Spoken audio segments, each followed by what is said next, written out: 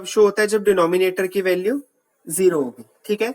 But in case of square root वाले questions, ठीक है, इसके केस में जो आपका आंसर है वो नॉट डिफाइंड कब शो होगा, जब कभी बच्चे रूट में ना क्या आएगा, नेगेटिव पार्ट आएगा। जब कभी भी रूट में नेगेटिव दिखे तो उसका आंसर हम क्या कहते हैं, वो क्या होता है, नॉट डिफाइंड होता है। मतलब कहने का मतलब है अगर रूट में -2 दिखेगा तो वो अयोटा रूट 2 होगा, ये मैंने आपको बताया, इमेजिनरी वैल्यू होती है।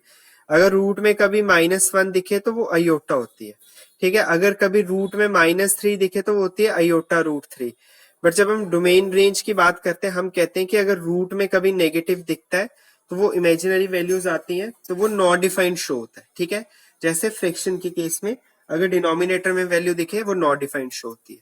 बच्चे देखिए, अगर कभी आपको क्वेश्चन दिया हुआ है तो इसके केस में जो इसमें जो एफ एक्स की वैल्यू है ना बच्चे, वो एफ एक्स की वैल्यू हर समय क्या रहनी चाहिए, या तो 0 रहनी चाहिए या तो 0 से बड़ी रहनी चाहिए। 0 से जैसे वैल्यू कम रहेगी तो इसका आंसर क्या हो जाएगा, नॉट डिफाइंड शो हो जाएगा, ठीक है।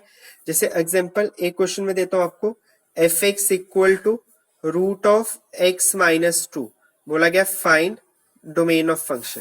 अच्छा, अब इसका डोमेन कैसे निकालेंगे, जो भी रूट में वैल्यू है हम क्या लिखेंगे, ग्रेटर देन इक्वल टू 0, ठीक है।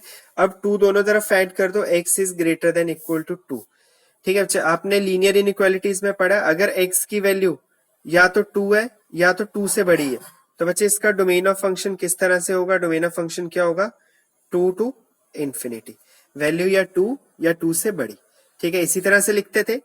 अब देखिए, अगर कभी आपको फंक्शन गिवन है F X equal to root of X square plus 2x plus 3, बोला जाता है find domain of X square plus 3x plus 2, find domain of function. अगर बोला जाए डोमेन निकालिए, अच्छा इसके केस में हम क्या करेंगे, पहला स्टेप क्या होगा, X square plus 3x plus 2 is greater than equal to 0, X square plus x plus 2x plus 2 is greater than equal to 0, x plus 1 plus 2x plus 1 is greater than equal to 0।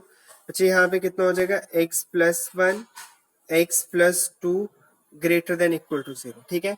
जैसे question यहाँ पे पहुंचा, ठीक है, तो आपको ना wavy curvy method याद आ जाना चाहिए। मैंने आपको बताया था जब भी फैक्टर्स होंगे और उसके साथ जो साइन यूज होगा वो लीनियर इनइक्वालिटीज का यूज होगा, less than equal to, greater than equal to, greater than या लेस देन, तो हम उसको किस तरह से सॉल्व करते हैं, यूजिंग वेवी कर्वी मेथड, ठीक है। तो हम क्या करेंगे, जो भी फैक्टर्स है ना इसको स्प्लिट करेंगे नंबर लाइन पे। यहाँ पे जो आपके फैक्टर्स आएंगे वो क्या आएंगे, एक -1 आएगा, एक -2 आएगा, मतलब -2 और -1, ठीक है। तो आपने एक्सट्रीम राइट से सबसे पहले ये चीज ध्यान रखनी है कि फैक्टर्स की जो पावर है वो इवन तो नहीं है, अगर इवन नहीं है तो एक्सट्रीम राइट से आपने साइन देने स्टार्ट करने हैं, first positive, alternate sign negative, then positive. बच्चे हमें क्या चाहिए, आंसर क्या चाहिए, ग्रेटर देन इक्वल टू 0, मतलब पॉजिटिव वाली वैल्यू। जो डोमेन ऑफ फंक्शन होगा वो क्या होगा, -∞ टू -2 यूनियन -1 टू इंफिनिटी।